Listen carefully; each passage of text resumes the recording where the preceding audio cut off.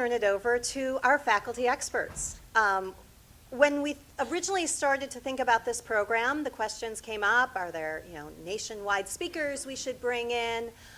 Who's the right person to speak to this audience? And I know you guys, you're awesome.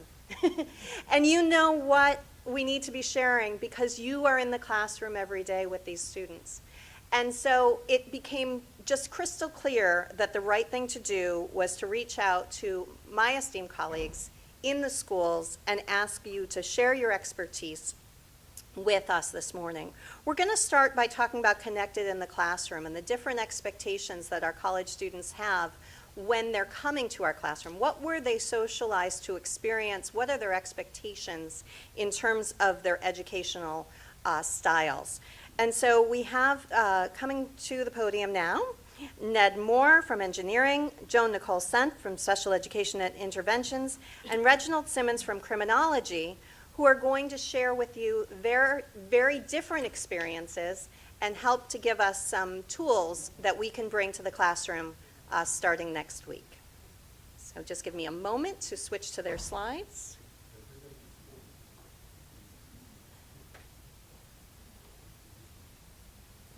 How do I get back to the desktop?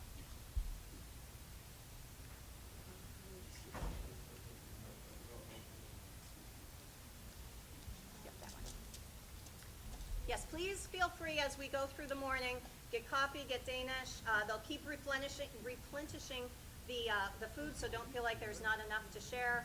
And we'll continue now. Hey. I'm not used to standing still, so I'm going to try my best. I didn't realize that we'd be speaking right after Dr. Taro. I'm delighted that we chose to use that continued theme of Connect Ed in the classroom, meaning how do we connect with students from an education standpoint. And that's a large charge. It's a little bit frightening to think of the work that we have ahead of us, both in terms of the generational issues as well as the changing demographics of our students. So I've spent pretty much my whole career, and I was one of those baby boomers, so it's been a while, really looking at kids in the margins. So I'm delighted to be able to share this kind of work with you. And one of the things that the field has come to realize in education in general is that what the issue with all of these challenges, no matter whether it's generational, no matter whether it's variation in kids' own abilities, what they bring to the classroom, or these other sort of circumstantial factors being first generation or low income or otherwise disenfranchised, it's really not the students that we have to work at. We can't fix all of that, right? There's no way we're going to meet Dr. Toro's goal and fix every kid. We can certainly support them, but really what we can do as educators, as professionals, is look at our education, right? Look at our own curriculum. And so rather than just sort of give you a laundry list of stuff, we thought it would be better if we shared with you an evidence-based framework for sort of thinking about the teaching and learning process and thinking about all of these variables and how they might impact you and the work that you teach. So we've got a couple of lofty goals for our little talk here. So these are them. We're gonna start talking about universal design for learning. I'm going to provide you with some really context-specific examples, and guess what? You're going to have time to talk at your table super quick about examples that you might also already be using that maybe you didn't even think about. Reginald is going to come and talk more specifically about strategies specifically for that first generation population of students and beyond. And then Ned is going to talk specifically about sort of how he is doing this ongoing improvement in his own teaching. So it really is sort of a very connected talk on being connected. So I'm going to start talking about universal design for learning. I have to sort of talk quickly about some of its evidence base and that sort of thing. But anyone chuckling at my little joke here? So for a fair selection, everybody has to take the same exam. please climb that tree. So who's going to be okay in this exam, right? Right. So ironically, the fish is already sitting on a stump. Someone pointed out to me once. So there's that. But pretty much the monkey is the one, right? So we don't want to put ourselves in classrooms in situations like with this, where only one student can be successful in the work that we're asking them to do. So that's one way to explain UDL. You could spend a lifetime studying UDL, and of course I only have a few minutes, so we're going to go quick. And I'm going to use the architecture analogy because I think it's the most poignant and most powerful and easy to understand. Architects figured out a long time ago about this. They figured out that if they can design the environment for people, no matter who's coming, whether it's somebody in a wheelchair, whether it's somebody who just broke their leg, whether it's somebody who is pushing a carriage or had a partial stroke, how can we make buildings more accessible for them? And so here's the ugly afterthought sort of way of doing that. But this is the Guggenheim for my art buddies. But how can we think about proactively thinking about how we design architecture, and I would argue our classrooms and our curriculum, so that everyone can participate. My colleague Ned actually shared this picture with me, and this is an even better example of universal design because it proactively thinks about the problems, and that's what we have to do as educators. That's our charge, is to think about what are the barriers, what are the challenges that students might have based on who they are, but also what we're trying to teach them, and think about how can we proactively plan for them? And this example, Ned had to kind of explain it to me, but it puts the traffic so that they're crossing where they can see the traffic oncoming traffic better, but the zigzaggy lines also get the traffic to slow down. So there's two issues that they've sort of proactively thought about in this design, both looking the pedestrians walking and the motorists driving, and they've designed it like that. So how do we do that with our curriculum and what we do? So the very first thing I want to talk about is learner variability. Glennis did a beautiful job talking about generational variability. Then Dr. Toro posed this new layer of variability in terms of who the students are. And now I'm going to talk to you about who they are no matter what, whether they were baby boomers or whether they were Generation Zs. But there's also this notion of learner variability, even amongst ourselves. Even though we were sort of pretty homogeneous group of learners, I'm going to say that there's going to be different answers. And if you had room to do this in your classroom, you could get your students up and moving in 4 corners. We're not going to do that for time, because I'm not going to take my time getting you to corners. But we're going to do it with fingers. So this Saturday coming up is your last Saturday before school start, right? What do you want to do? What do you want to do? So hold up your fingers if you're a 1, sleeping late. Hold up 2 fingers if you want to exercise or be outside, 3 if you want to spend some time with your families, and 4 if it's other. And now look around your tables. How similar are you? How similar? So we've got 3s, I see I see an incredible diversity here. I see some 4s, I see some others. I see, like, if we were to sort of take time looking, I think we would see that this entire group, we have all 4 of those options represented, right? So if I were to sort of say, like, take the average of those and just say, okay, this is what you're going to do on Saturday, you would not be happy, right? So why do we expect our students to, right? So the idea is, how do we think about learner variability? And that's a very overt and basic way, but if you think about it more deeply for our students, it becomes more important. So I want us at our tables to just take a few minutes to talk about that learner variability, and specifically how it impacts our students. We've talked about Generation Z, we've talked about first-generation students. There are English language learners, or maybe English isn't their first language, which impacts their reading and their writing. We have low-income students, we have students with disabilities that we didn't even begin to talk about. What are some specific challenges that those students bring to the classroom? And I want it to be grain size. Just take 2 minutes amongst yourself to talk about those at your table. What are some things that you've noticed?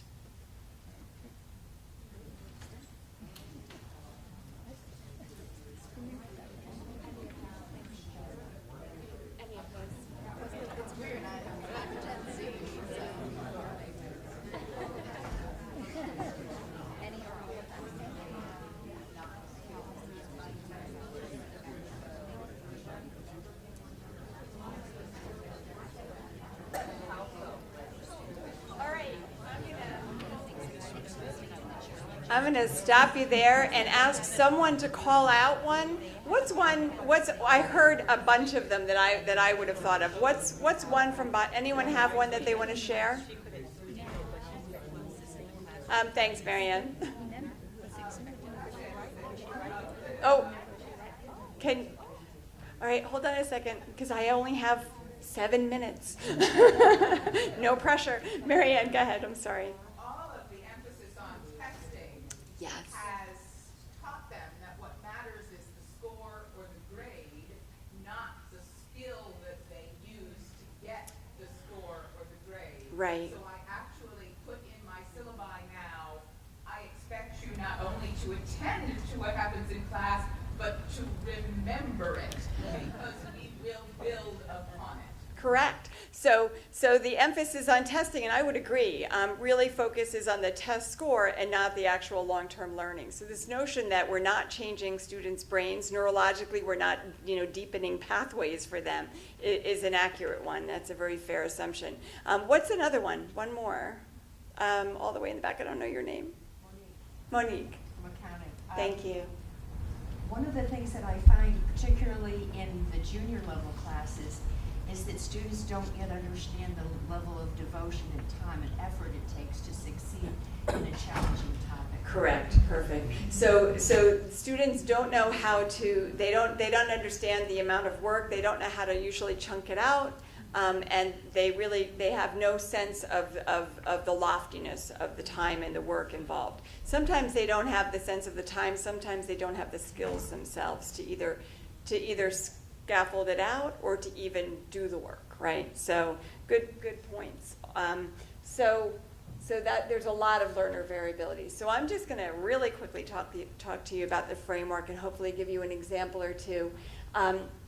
So UDL is actually in our Higher Education Act, the Act of 2008. And so it defines UDL as a framework that provides flexible ways to provide information to students and also to reduce barriers, hence the metaphor earlier. So that's in the law. It's also very evidence-based. It's really based on what we know about learning and then what we know about pedagogy around learning, and then what we know about strategies that best address those needs.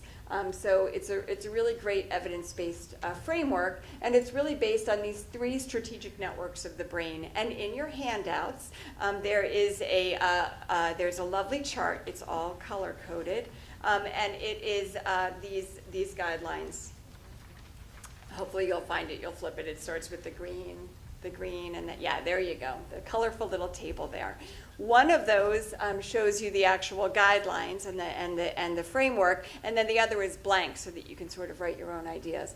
But the idea is that this neurovariability or this neurodiversity in our students represents itself, and it's based upon the networks in terms of how the brain operates and processes information. And so I'm going to share with you, so this is exactly what you have, and there are resources. Will they have these slides electronically? Hooray. There are links to this exact document and then resources beyond it. But these are those strategies. So I want to just unpack each one of these 3 big buckets. The first big bucket is why we're learning in the first place. How do we engage students in the classroom? And it's one of the E's that was already talked about was community engagement, right? That's one of the ways that we can engage learners. So what's another, now I have 3 whole minutes. So I may just give some examples, or maybe my colleagues can. What are some ways that we can engage students in the classroom? So some examples up there are community engagement, structuring opportunities for peers to learn from one another. I don't know if anyone saw it. I might have been just looking, but in the Sunday Times, in the New York Times, there was a whole article about Generation Z in this Sunday New York Times, and I talked about them being the generation we, because they want these shared experiences. It sort of made sense of memes to me, that memes are a way for them to very quickly share this experience. So our generation Z, if you want to look at it from that perspective, is they really want to be able to engage. So I was scratching my head all weekend thinking, how could I use memes? First I have to understand them. But how might we use those in the classroom? Hopefully my colleagues that talk about technology can sort of shed some light on that. But this opportunity for them to build in opportunities for self-reflect, talk with one another, this is one of my things that I'm working on this semester, and I'll share that in a second. And then the second is, how do we present information to students? In what ways could we be better at doing that? How do we do better at activating prior knowledge? We know from a research perspective that if we activate prior knowledge and then Velcro what we're about to teach them to that knowledge, we get better pathways, to Marianne's point. How can we give them guided notes and graphic organizers or access to materials so that they can see before, during, and after on Blackboard Learn? How do we provide them information in multiple formats? So this is a framework that will work across all of these issues. And so my thinking about this is that if you get overwhelmed by that piece of paper, the colorful piece of paper, think about it as what's plus one. What's one thing that you can do that would be additional way to represent information? What's one way that you can represent information in a different way on Blackboard Learn or in some other way? And then the last one, I have 1 minute. The last one that I have is how students are expressing their learning. And we typically think of this as testing. How do we know that they know what they know, right? So one of the ways that I support students to do that is I give them examples. I give them models of examples. I give them exemplary work that has been done before. I give them detailed rubrics. Sometimes dividing assignments into smaller steps, to get to Monica's point, is how can we sort of chunk out a paper so that we can get more students doing that rough draft, even if they're only peer reviewing it, so that they can do more of that scaffolding for them, scheduling out these longer assignments for themselves. So that's another example of that kind of notion. And the last thing that I want to share with you are some resources in my 22 seconds. These resources will be available to you. One of the handouts in the, there are two additional handouts that are my tree killing, I'm sorry. One is about Blackboard Learn and how UDL sort of overlays on some strategies for Blackboard Learn. The other one is actually a brochure from College Star. There it goes. There it goes. College Star is grant funded, and they have modules on there for things that you can do that are UDL focused, and they're really great because they're developed by higher ed faculty doing this work. And they also have PLCs, so professional learning communities. You can join a professional learning community, and many of you are struggling with this in your content area. You might be able to join one. And there are financial stipends if you want to start one. So that's a great website to go to if you want to go there, or if you want to just talk to me and I can make an introduction to you of that resource. UDL on Campus is a great resource. That's where you'll find links to the guidelines for UDL, and the last one is specifically for higher ed. So hopefully that'll get us started. Reginald's now going to come and talk to us specifically about some strategies and dig in deeper to those pieces.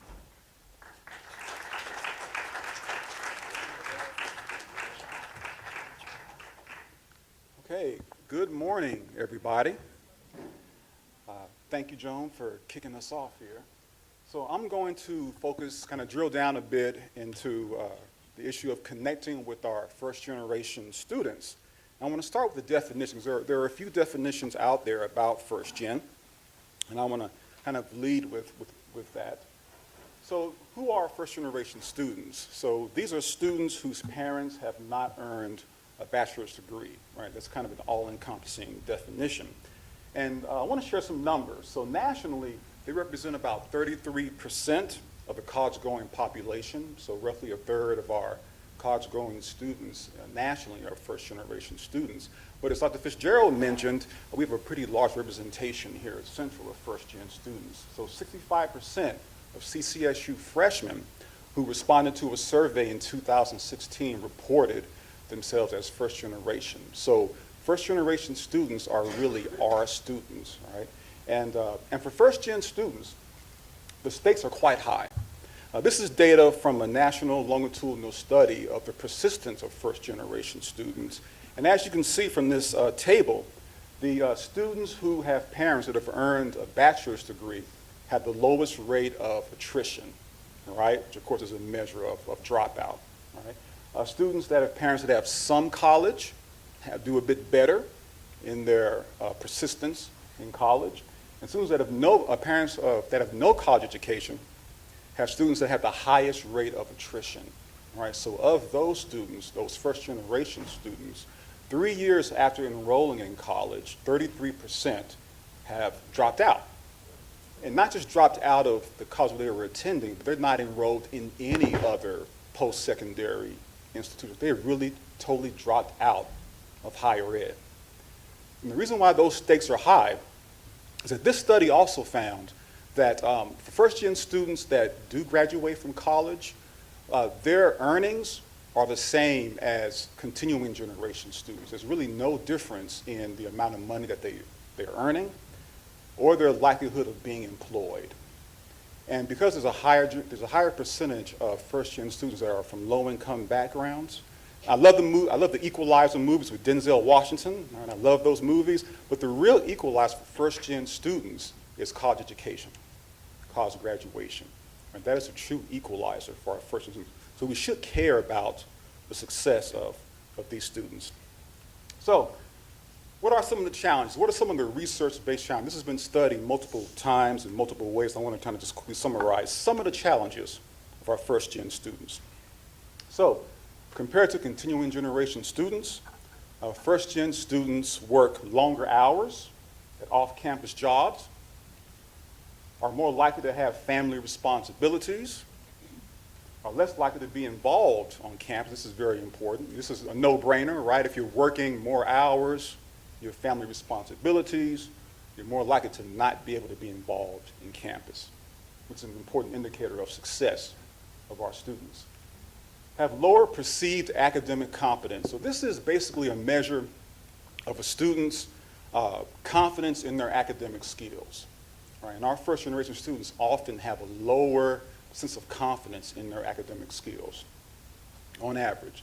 But yet, with these issues, what studies have found is that our first generation students are less likely to ask for help from faculty.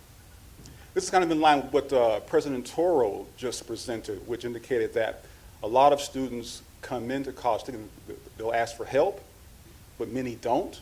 But that is truly the case with many of our first-gen students, where even though they may have these issues and other issues, we're likely to ask for help from faculty. Any thoughts why? Why might first-gen students be less likely to ask for help from faculty than continuing generation students? Yes? Okay? Yep, good. Yep, all right, good. So busy, a lot of challenges, a lot of demands on their time.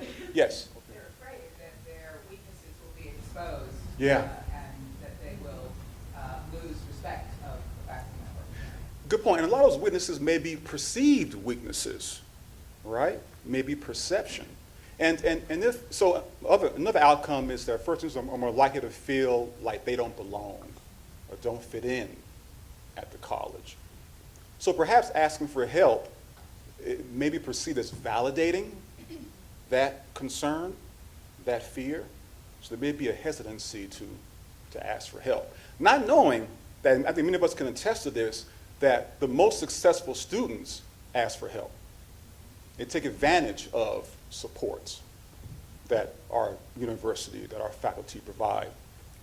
But many of our first-gen students may not have people in their lives that tell them that can inform them of that it's okay to ask for help, all right? So there are other challenges, but this is definitely, there's some reasons that first-gen students don't ask for help even when they might need to ask for help.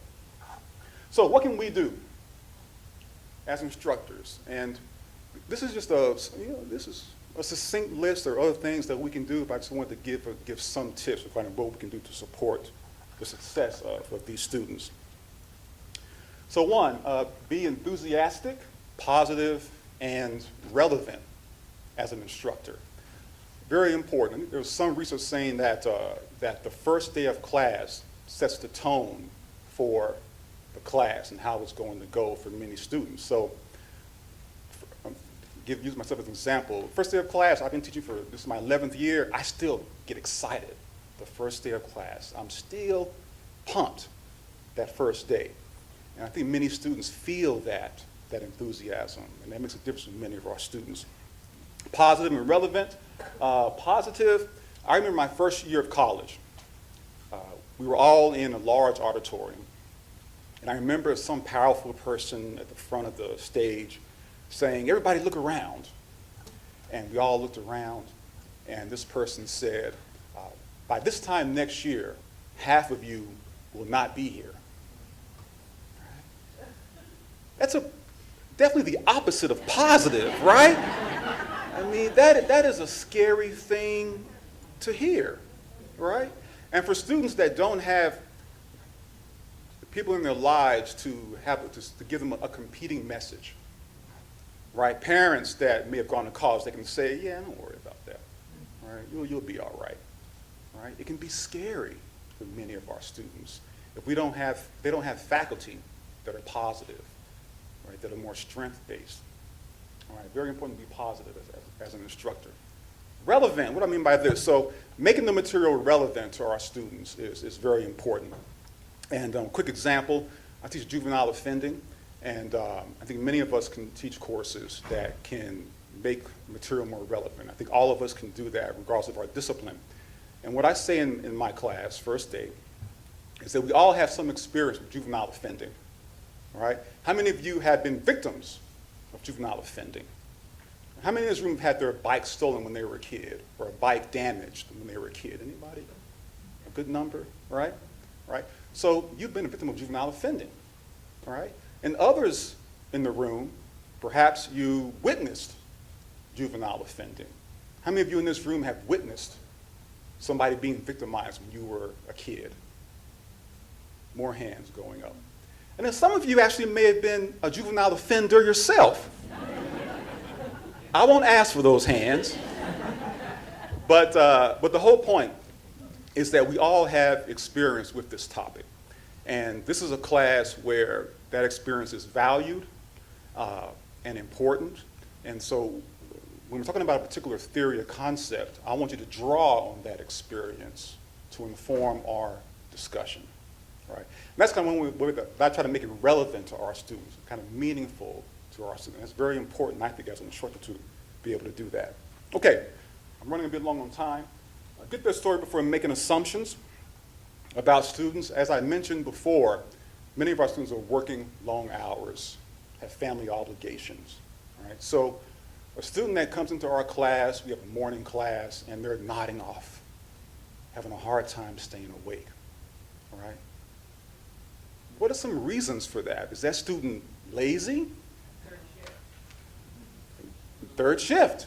Yes, absolutely, right. Many of our students work third shift. All right, and that student may have finished a shift at 7 o'clock in the morning, had to catch 2 buses to get to the class in the wintertime when it's icy, and just getting there is like an accomplishment for many of our students. It shows dedication to the class, to what they're learning. But we won't know that if we don't ask the question, right? So we should ask the student, well, I saw you were kind of nodding off, kind of, what's going on? Just going to kind of talk to you a little bit about what's going on, right? But when we do that, try to do that in private. We shouldn't be about shaming our students, right? We don't want to do that. Kind of pull them aside in private and talk to them about kind of what's going on. And if there are some issues going on that stem from multiple stressors, we should have knowledge of resources that can assist that student. And we have a number of resources on campus that we should be aware of. We have the Learning Center, Counseling and Wellness. We have math, tutoring. We have writing centers. We should know of those resources and encourage our students to avail themselves of those resources. Very important. All right, I'm going to, the last point, reinforcing their participation. So how many of us have had that student that is just super engaged, super gregarious, and you ask a question, you know that they're the first to answer that question? How many of us have had that student? Don't we love those students? You know that they're going to be there engaged, they've read in advance, and you know that you can count on them for answering that question. What about those students that are disengaged, that might appear disinterested? What about those students? You have to make an effort to try to engage those students as well, because there may be multiple reasons why they're disengaged. Right? It could be an issue of confidence, right? Or maybe in high school they had a bad experience when they tried to raise their hand and got shut down by a teacher that might kind of precede their whole view of participation. Right? We should be engaging them. We should ask that student, so John, what do you think about this? Right? Because it shows that we see that student, we care about that student, and we believe that that student has something to offer the class. When I've done it, I've had some students that they'll answer a question, I call them, they answer the question, and I'll reinforce them by saying, thank you for participating, thank you for sharing that, you really helped move the discussion along. And I see a little chest kind of sticking out a little bit, a little smile on their face. And that student often will participate more in a future class. Not always, but often they will, because they know that I see them and I value that student. Very important. Okay. Our assignments, a quick run through. I believe in having multiple assessments. I think I'm up to about at least 5 assessments per semester. And that allows a student who may not do well on that first assessment, they have a chance to succeed in that class. I'm also very strength-based. That's very important, also research-based in how we give feedback to our students, not deficit-based, right? When we're correcting that essay, I try to say, this is what you did really well, which is great. You might want to work on these areas. And I'm very specific so that they know what they can do to do better next time. So multiple assessments is important, and also strength-based in our feedback to students. Recognize what they did well. And if a student cannot meet during office hours, so we have 5 office hours, right, that we're committed to providing. Well, we just covered that many of our students work a lot of hours, family responsibilities. Maybe they can't make our office hours. Right? Maybe it's important for us to exercise some flexibility to meet that student halfway. I've had really great conversations with students over the phone. And maybe even when I'm working at home, I might schedule a conference call. Might give them my cell phone number, not my home number, but my cell phone number. And I've never had a student abuse that, never. Right, so we should kind of meet students halfway when students have a lot of demands on their time. Most importantly, we should believe that all students can be successful. And if we have this overarching philosophy, everything else kind of falls into place, right? So when a student isn't doing well, we think, oh, what's going on with that student? Let me check in with that student. Right, versus saying, oh, that student is just not capable or not able or not engaged, right? And this really, I think, frames everything that we do from that point on. So thank you for your time. I'm going to turn it over to my colleague, Ned.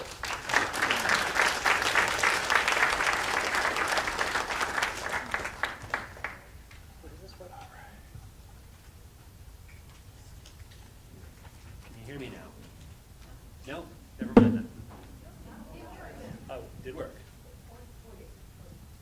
There we go. All right.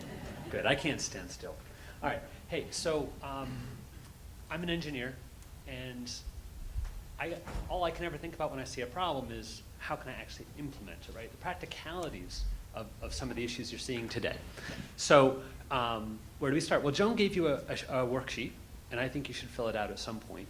And we're going to have a few minutes, if I'm as fast as I usually am, to work on that. And so I did it already, and the slides are online. Don't worry about the details.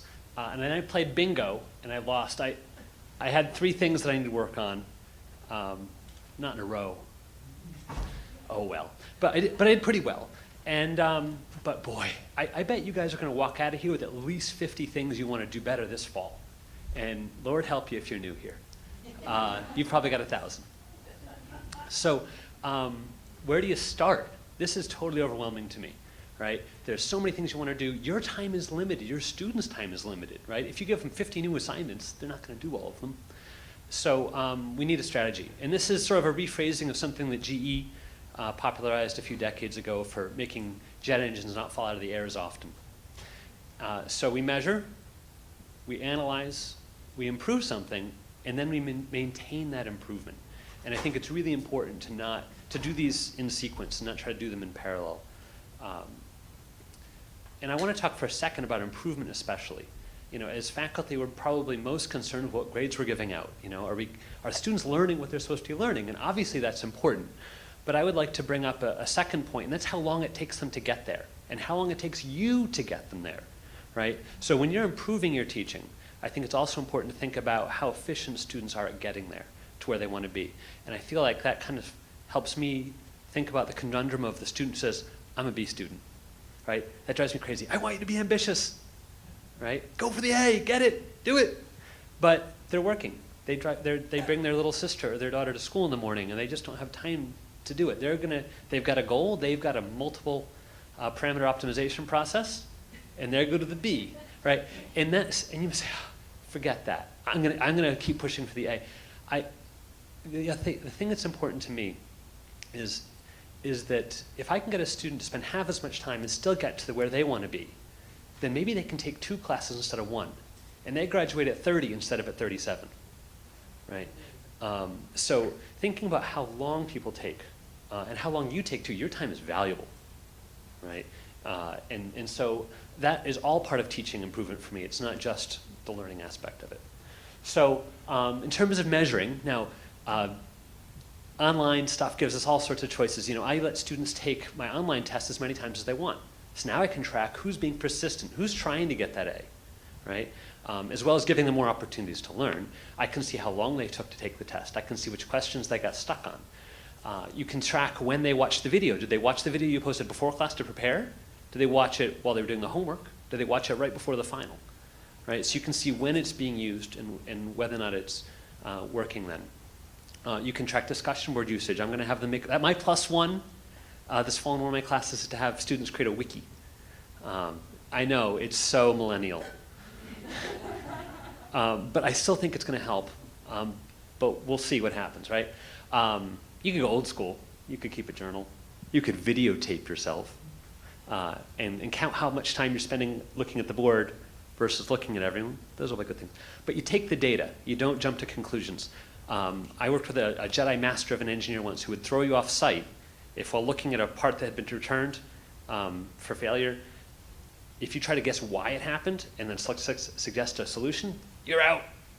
And I think it's really good to just focus on what's happening first. So analyze. There are all kinds of qualitative data analysis tools out there. You guys have seen histograms and ANOVAs and stuff. Ooh, ANOVAs. Yes, right? There's a couple that I want to share with you that I find particularly valuable. Now, if you're new here, there's going to be a student survey at the end of the term, and you've got to put it in your portfolio graphically.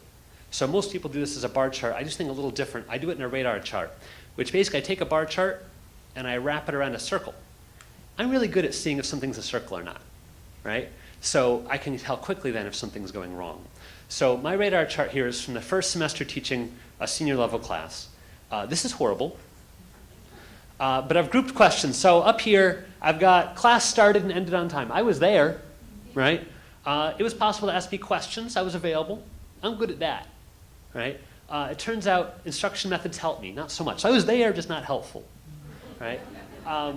The assigned readings were not helpful. And people were pretty much split on whether or not there were enough homeworks, whether it was graded fairly, and whether or not they helped. So this very quickly once I had gathered this data, I was able to analyze and say, okay, I need to pick better readings.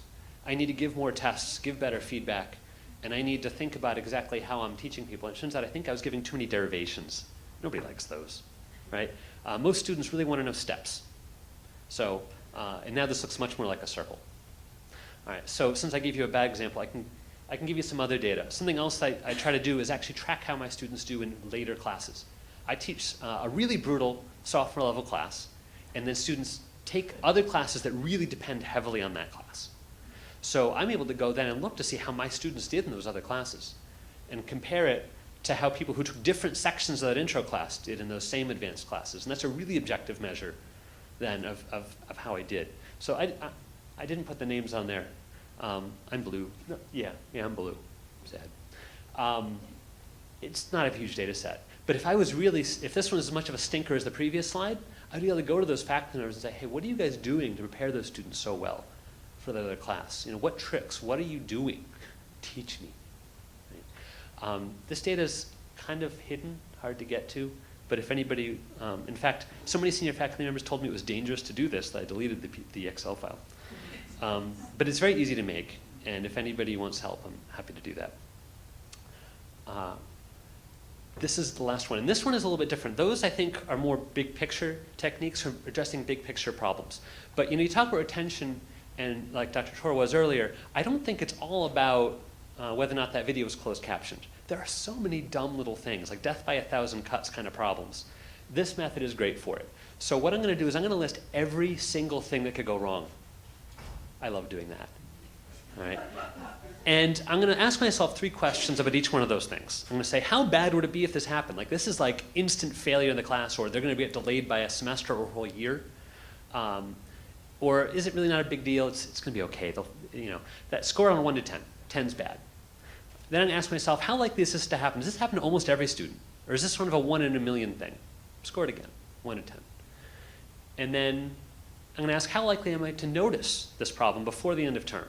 Is this something I pick up, oh yeah, on the final, grade in the final, they didn't get that, right? Or do I get that during class? Or will the student realize they got it, didn't get it? So as long as you're consistent on those scorings between problems, this will work out. Then multiply those 3 numbers together. Now you can rank all your problems, right? And once you've ranked all your problems, you can figure out which ones you want to fix first. So I've got an example here. One of my classes, I did this and I said, I'm not giving students feedback fast enough because I'm taking the homework home, grading it, bringing it back, and sometimes I forget it at school, sometimes I forget it at home. I'm going to do everything online. Well, a couple students couldn't figure out how to upload things, and they didn't upload any work the whole term. And so they flunked the course. So that's probably about 1 in 100 students had this problem. So not a huge probability, not so high, but severity really bad. And the detectability, I don't know why they're not uploading the homework. I send out a generic email after 2 homeworks missed. Hey, what's going on? I try to corner them after class. But you don't necessarily find out really why. This is definitely embarrassing. Right? I can't upload a file. That's sad. Right? They don't want to tell you that. So it ended up being around a 200, and so now I included a screenshot PowerPoint. They can always download the homework. That's way Blackboard work. That's easy. So now they can download a little PowerPoint with screenshots showing them how to give me the work back. So the second thing is more about class registration, just because I think it's a hilarious example, and I think it really demonstrates how little I know about our own students. Right? So looking at course registration. Well, student didn't register for class, it filled up immediately and delayed their graduation. It's a required class early on, lots of prerequisite. It's a prerequisite for lots of other things. What happened? They overslept. Right? So that's a 9 severity. Probability of failure, remarkably, I thought this was going to be like a 1. But like 1 out of 3 students I've talked to has had this problem. Now in engineering we have a lot of prerequisites, so maybe it's more common, and my data is a little skewed. But I think it happens a lot more than I ever thought it would. And so the detectability isn't great, they're asleep. And we're not paying any attention at all to whether or not they register. Think about that. To find out when they're supposed to register, they have to figure out how many credits they've got, not how many they've in right now, and it doesn't include how many they're in. And then they've got to go to a website, go down, find a time, and then set the alarm, not sleep through the alarm. Right? There's a lot of steps. And gosh, isn't it crazy there's an 8 a.m. registration time? I was never awake at 8 o'clock. Right, when I was 18 or 19, and we're asking them to do that. It's totally on our system. I would love to have us send them an email, like an Outlook calendar appointment or something like that. We know how many credits they've got. We know when they're supposed to be registering. All right. So I think most of my improvements actually end up being waste reduction in terms of time.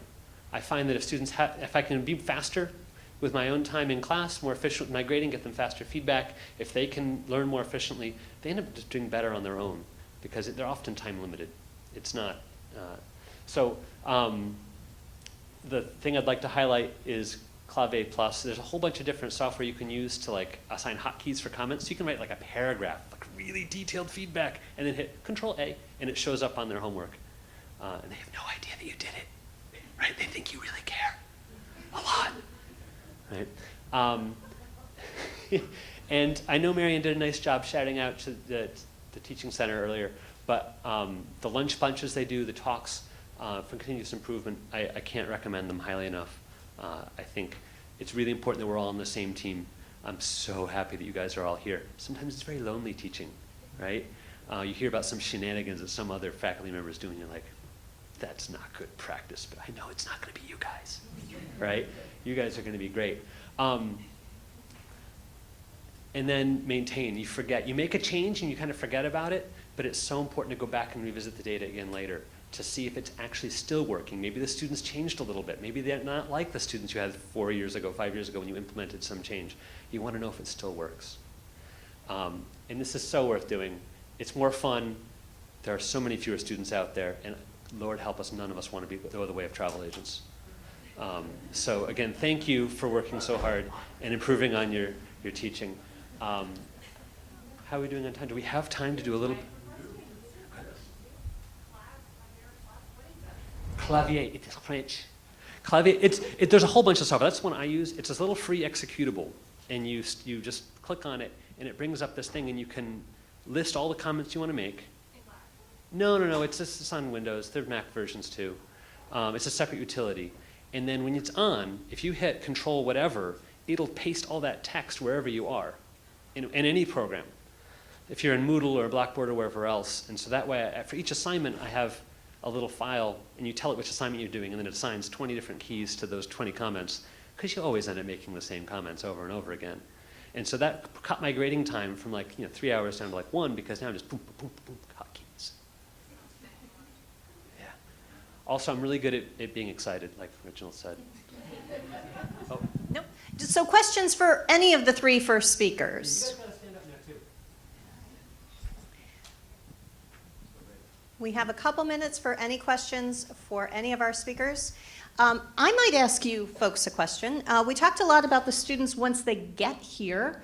Can you each give us a little bit of what our high school students are experiencing right now in their high school classrooms that might be very different from what they're going to experience when they get here to campus? I super know that. I've lived that. I teach that. So in high school, there's a lot of people nagging students. You're probably responsible for nagging some high schoolers yourselves. So you know what that's like. So there's a lot of did you get your homework done? And are you ready for that? So there's none of that in college, right? So the students are sort of expecting a lot more scaffolding, a lot more preparation for quizzes. There's a lot of time to prepare. There's a lot of class time devoted to studying and study guides and preparing for coursework. There's also a lot of immediate feedback. How many of you have high schoolers and know Power School? Do y'all know Power School? Power School gives, how fast is the feedback for Power School, right? It's instantaneous. My daughter will come home, and of course, I hate the N of 1 thing, but I'm just going to do it as an example, and I think it's pretty generalizable. She'll come home and she'll wonder why a grade wasn't posted she was like, well, it was before lunch. And it's 3:35. I don't think her English teacher's even gone to the bathroom yet. School has been over for 5 minutes, but my daughter wants to know why that grade wasn't posted. So this is the level of feedback they're expected to get. And I'm not saying that we need to do this. I'm a big fan of, our time is sort of precious. So how can we find ways for students to get feedback electronically, peer-to-peer, but they really are driven by feedback. And as a parent myself, my daughter had to do a summer class this summer. I would get feedback from her participation in that summer class. When I would pick her up in the parking lot, I would get an email saying this is what she did. She hadn't even come out of the building yet. And I had that feedback. So this is sort of the world that high school has sort of generated, good or bad. It's just sort of good to know. And so when students are asking those sort of questions, it's helpful sort of to have that in the background, not to meet it and not to validate it, but to just sort of know from whence it comes. So what I've heard from multiple freshmen is a surprise at the amount of time it takes to study. I've heard students that have said, I was a great student in high school, but I didn't have to work very hard. I didn't have to really study much. And so when they come to college and they use those same study habits, those same time management skills, they don't get that same result. And for many students, it's a bit surprising, a bit shocking. Okay. Has to do with reading. I, for many years, have taught a first-year class, and one of the students, I would specifically teach them some strategies for reading, because I'm a special educator by trade, so I am all about the strategies. So I would teach the students some strategies for reading comprehension that we would typically think of teaching to high schoolers. And one of the students in her self-reflective journal wrote that she didn't realize how much you have to think when you read. I'm like, did you just write that down and give it to a faculty? So just a glimmer of where they are as learners, not used to thinking when they read. I was trying to share a screenshot of my son's Power School, and I'm not able to, but I just want to illustrate that it goes assignment by assignment, and then it later goes into what assignments are due, what assignments were late, and what assignments are yet to be turned in. So the student is getting that prompts all day long, and we'll check that all day long, and parents check that all day long, and we'll text the kid at lunch and say, hey, you had a science homework that was due at 10 o'clock and you didn't turn that in. Make sure you turn that in before the end of the day. And I think that sort of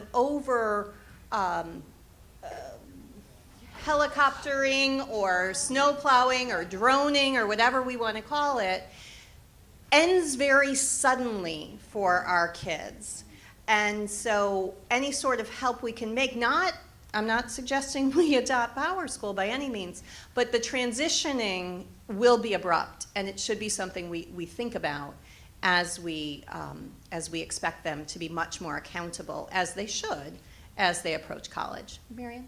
It's one thing that I have found helpful, because many of them come in and they take a class because they love that class in high school, and they were good at it in high school, and then I start giving them grades. And one of the useful things is to say, okay, this is what you did in high school was great, but in essence it was training wheels. And so we've taken the training wheels off, and now you have to learn to balance on your own. And so because it's difficult, you don't want to diss what they did in high school that they loved, but you do need to put them on notice that they have to do something different now. I have a question for Ned, because you were saying that you were tracking students in your class and then you were checking how they did in the advanced class. And Correct. it ties into what you said. Is there any kind of scaffolding on asking them to accept ever more responsibility and autonomy for their own assignments and activities with each class? Did the faculty in your department talk about that? Because I see my interns go out and they're like, well, they didn't give me any instructions. And they're like, they're not gonna. And so that's what work is like. You're gonna have to be self-actualizing at work. So do you also discuss that scaffolding of how much responsibility is the student being expected to do? I wish I could say yes, Yeah. but I do tell my students in our department there's every kind of crazy, and so if you can get by with all of us, it's so varied. We all have industry experience, and I feel like we treat our classes a lot like a job, but that's kind of idiosyncratic. That's a good idea. +1. It is a good +1. And there's a lot of strategies like that in the UDL guidelines that speak to that. And that's the piece that I think is probably one of the biggest barriers to this gap, this chasm of going from high school to college, are those sort of chunked and self-regulation, sort of self-check, like how we can do better at that. And And the guidelines are really helpful at providing concrete examples of those sort of strategies. And when Ned did the bingo thing with his, like, it's a really great idea to sort of throw that on, like throw what you already do and see where you're not getting any, where you don't have anything to fill in. And typically for us as faculty, it's those areas. I think it was probably for you as well. And it's probably the biggest hit for our students. So when you look at the retention rate that Dr. Toro was talking about, I would think that I don't want to jump to conclusions and get, ousted by the GE president, but it seems to me that there's a pattern there. So I think that would be helpful. Yeah, hi. I'm curious what your thoughts are, and I don't know which ones of you.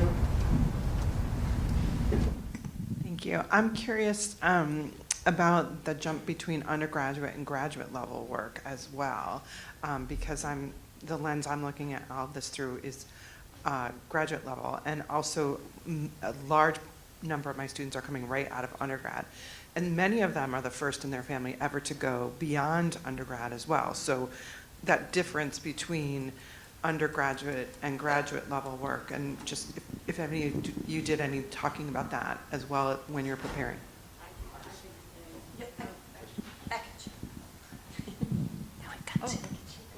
Sure.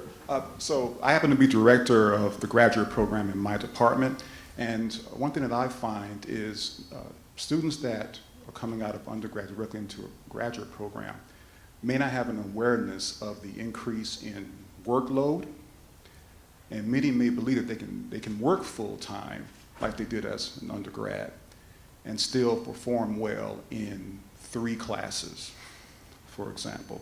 That's been their experience. And it's kind of a shock to them when they don't do as well as they did before. So what I did for the first time this summer is email all of our graduate students, incoming students, and say, think of 3 courses as the rough equivalent of taking 5 to 6 undergrad courses. And so if you want to do that, you might want to make sure you have time in your life carved out to put in sufficient time to study and prepare for class. If you're working full-time, you might want to think carefully about the number of classes you're going to take, because the workload per class is that much more. So I try to prepare them a bit for what's coming so that they can make necessary adjustments in their life to free up time to be successful. I could add a point to that as well. To Ned's student who just wants a B, I had the opportunity to speak to one of our dismissed graduate students, and he really very frankly said to me, well, I always heard B's get degrees, and I had to say that doesn't work in graduate work. So I've now incorporated that into, I know, B's get degrees. I said, did you really say that to me? Anyway, I've now incorporated that into our graduate orientation so that people understand that the expectation for graduate work is different. Now I can double microphone. As I only teach grad, we have a grad-only department, and many of the students that come to us have an undergraduate degree in something other than what they're getting their grad degree in, because we are certifying teachers. We do a lot of practicing in class. I've created a lot of sort of case studies that model their final project so that they get to practice over time. So I do a ton of scaffolding, and that's been really, really helpful in getting them quality work. The other 2 big things that I do that take a whole lot less time is providing really strong exemplars of really strong work. That never makes them copy. That only makes them stretch, and really detailed rubrics. Super, like I've become the queen of, I sort of drool over a good rubric that really differentiates B work from an A work, that really defines like what gets the extra. And I bold those qualities in the text so that they can really see this is what it's going to take to get from here to there. So that's been helpful. And AACTE is a teachers college, but an association for teaching teachers teacher preparation. But they have a really great rubrics that I steal from all the time that you're allowed to, so I can share them with you if you want.